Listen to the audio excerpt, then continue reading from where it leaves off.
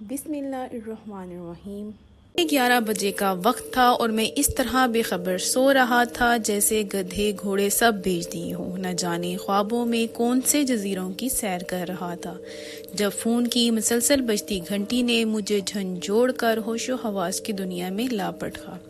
اپنے خوابیدہ اعصاب کو بامشکل کنٹرول کرتے ہوئے میں نے فون اٹھایا۔ السلام علیکم، حسب عادت میں نے سلام کیا۔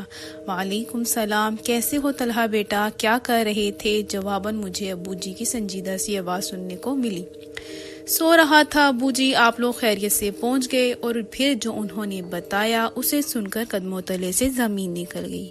ان کی گاڑی راستے میں ایک حادثے کا شکار ہو گئی تھی اور اس وقت ہسپتال میں تھے۔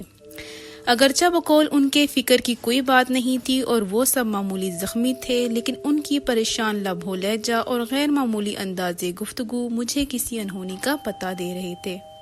لہٰذا میں نے فوراً روانگی کا پروگرام بنایا۔ اگرچہ ابو جی اس وقت مجھے سفر سے منع کر رہے تھے، لیکن میرا رکنا اب ناممکن ہو چکا تھا اور دل چاہ رہا تھا کہ اڑ کر ان کے پاس پہنچ جاؤں۔ میرے والدین، خالہ، خالو، میری چھوٹی بہن سب قریبی رشتہ داروں کی شادی میں شرکت کرنے آج شام ہی حیدرآباد روانہ ہوئے تھے۔ میں اپنے امتحانات کی وجہ سے گھر پر رک گیا تھا۔ میری خالہ، خالو ہمارے گھر سے 2 گلیاں چھوڑ کر ہی رہتے تھے اور ہمارے ان سے بہت خوشگوار مراسم تھے۔ خالہ خالو نہایت شفیق، پرخلوص اور زندہ دل تھے۔ اللہ تعالیٰ نے ان کو ہر دنیاوی نعمت سے نوازا تھا سوائے اولاد کے، لیکن انہوں نے اس کمی کو اپنی زندگی کا رخ بنانے کی بجائے تقدیر کا لکھا جان کر اس سے سمجھوتا کر لیا تھا۔ مجھے اور میری چھوٹی بہن گڑیا کو وہ اپنی اولاد ہی سمجھتے تھے اور اپنی تمام تر محبت ان پر نچھاور کرتے تھے۔ نتیجتاً ہم دونوں بھی انہیں والدین جیسا ہی مقام دیتے تھے۔ میں نے رات بھر جاگ کر پیپر کی تیاری کی تھی۔ پیپرز کے بعد جب میں گھر آیا تو سب کے ساتھ اتنا مصروف رہا کہ وقت گزرنے کا پتہ ہی نہیں چلا۔ شام کو جب سب مجھے ڈھیروں ہدایتیں دے کر روانہ ہوئے تو میرا تھکن سے برا حال تھا۔ رات کا کھانا کھا کر نماز ادا کرتے ہی مجھ پر نیند کا اس قدر شدید غلبہ ہوا کہ میں لمحوں میں غافل ہو گیا۔ فوراً ہی تیار ہو کر روانہ ہو گیا۔ والد سے میں نے اسپتال کا ایڈریس لے لیا تھا۔ تقریباً 3 گھنٹے کا راستہ تھا۔ جب میں گھر سے روانہ ہوا تھا تو ہلکی ہلکی بوندا باندی شروع ہو چکی تھی۔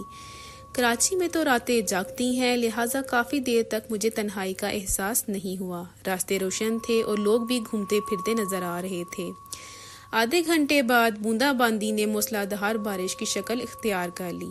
اب تک میں شہر سے بھی کافی دور آ چکا تھا، لہٰذا ٹریفک بھی بہت کم ہو گیا تھا۔ کبھی کبھار کوئی اکا دکا گاڑی نظر آ جاتی تھی، اگرچہ گاڑی کے وائپر مسلسل چل رہے تھے، لیکن تیز بارش کے باعث باہر دھندلا سا نظر آ رہا تھا۔ تھوڑے تھوڑے فاصلے پر لگے اسٹریٹ لیمپ اپنی مدھم سی روشنی سے تاریکی کو شکست دینے کی ناکام کوشش کر رہے تھے۔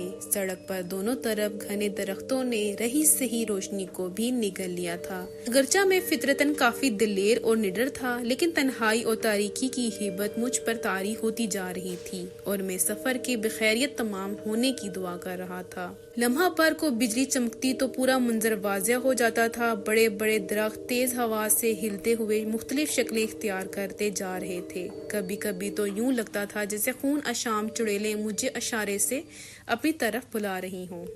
اچانک بجلی چمکی تو مجھے دور سڑک پر عین درمیان میں ایک انسانی ہبلہ کھڑا ہوا نظر آیا، جو زور زور سے ہاتھ ہلا کر گاڑی روکنے کی استدعا کر رہا تھا۔ پہلے تو میں اسے کوئی چور اچکا سمجھا جو مجھے روک کر لوٹنا چاہ رہا تھا، پھر اچانک میرے ذہن میں بچپن سے سنی ہوئی وہ تمام ڈراؤنی کہانیاں در آئیں جن میں اسے مختلف روپ اختیار کر کے مسافروں کو تنگ کرتے ہیں۔ یہ سوچ کر میرے رونگٹے کھڑے ہو گئے۔ ایک خیال یہ بھی تھا کہ شاید کوئی ضرورت مند ہو جو رات کے اس پہر مدد کے لیے کھڑا ہو۔ بہرحال جب میں جلتو جلالتو کا ورد کرتا وہاں تک پہنچا تو یہ دیکھ کر اس سے اپنی آنکھوں پر یقین کرنا مشکل ہو گیا کہ وہاں کوئی انسان تو کیا کوئی چڑیا کا بچہ تک نہ تھا۔ میں نے ہر طرف بغور دیکھا، لیکن چاروں طرف تنہائی اور سناٹے کا راج تھا۔ خوف سے میرا برا حال ہو گیا اور میں اندھا دھند گاڑی بھگاتے ہوئے چلا گیا۔ ابھی میں تھوڑی ہی دور گیا تھا کہ اچانک کسی نے پیچھے سے میرے کندھے پر ہاتھ رکھا۔ میرا اوپر کا سانس اوپر اور نیچے کا سانس نیچے رہ گیا اور دل طوفانی رفتار سے دھڑکنے لگا۔ بمشکل میں نے پیچھے مڑ کر دیکھا تو مجھے یوں محسوس ہوا جیسے پچھلی سیٹ پر بالوں کا ایک بہت بڑا سا ڈھیر دھرا ہوا ہے۔ نہ جانے وہ اللہ کی کون سی مخلوق تھی جو سائز میں انسان سے بھی بڑی تھی لیکن مکمل طور پر بالوں سے ڈھکی ہوئی تھی۔ صرف اس کی سرخوفناک آنکھیں اور ہاتھ پاؤں کے لمبے لمبے مڑے ہوئے ناخن نظر آ رہے تھے جو اپنی لال لال ڈراؤنی آنکھوں سے نہایت غصے میں طلحہ کو گھور رہی تھی۔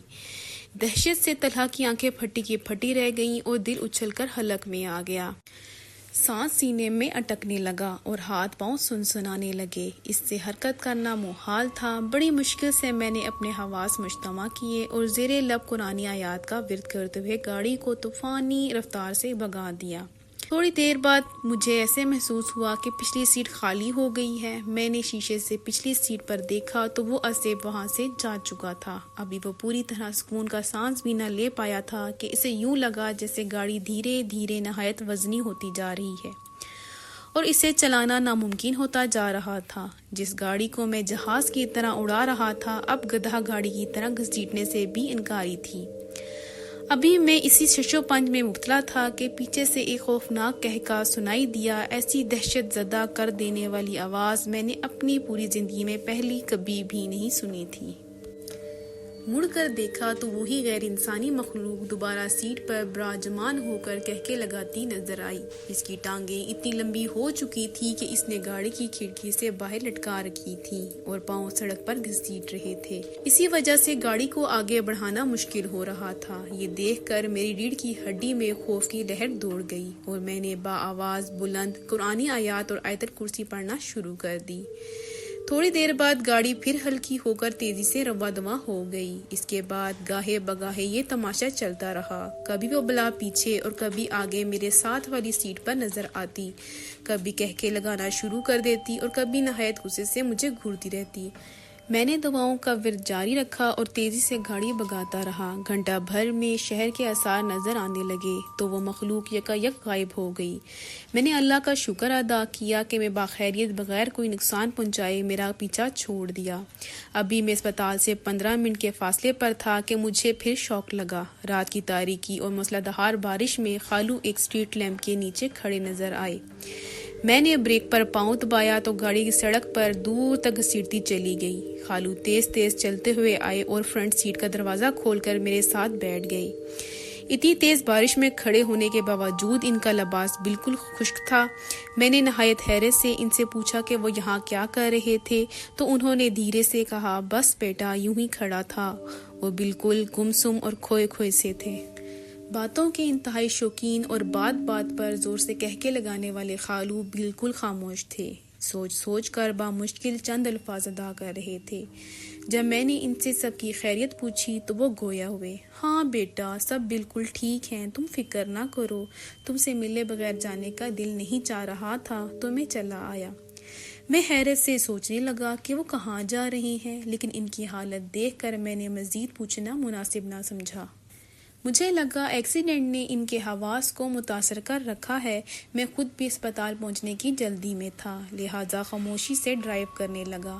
جب پارکنگ میں پہنچ کر میں اترنے لگا تو یہ دیکھ کر میری سیٹی گم ہو گئی کہ برابر والی سیٹ خالی تھی۔ میں تیزی سے اسپتال میں داخل ہوا تو سامنے ہی میرے والد نہایت دل گرفتہ حالت میں کھڑے نظر آئے۔ میں خالو کے بارے میں بتانا چاہتا تھا لیکن وہ خاموشی سے تیز تیز چلتے ہوئے مجھے اندر لے گئے۔ کمرے کا منظر دیکھ کر مجھ پر سکتہ طاری ہو گیا۔ سامنے ہی بستر پر خالو کی لاش رکھی تھی جو روڈ ایکسیڈنٹ میں موقع پر ہی دم توڑ گئے تھے۔ امی اور خالہ مجھے دیکھ کر لپک کر آئیں اور مجھ سے لپٹ کر پھوٹ پھوٹ کر رونے لگیں، لیکن میں اپنے حواسوں میں ہی کب تھا جو انہیں تسلی دیتا۔ میں تو حیرت سے کھڑا یہ سوچ رہا تھا کہ اگر خالو ایکسیڈنٹ کے وقت ہی انتقال کر گئے تھے تو ابھی میرے ساتھ گاڑی میں کون تھا؟ کیا ان کی محبت اتنی شدید تھی کہ اس سے ملے بغیر جانے کا ان کا دل رضامند نہ تھا؟ یہی وہ معمہ ہے جو کبھی مجھ سے سلجھ نہ سکا۔ اگر آپ کو آج کی کہانی پسند آئی ہے تو ویڈیو کو ضرور لائک کیجیے گا اور اپنے دوستوں کے ساتھ بھی شیئر کیجیے گا، اور ہاں مزید ایسی ویڈیوز کے لیے میرے چینل کو سبسکرائب کریں۔ اگلی ویڈیو تک کے لیے مجھے اجازت دیں۔ اللہ حافظ۔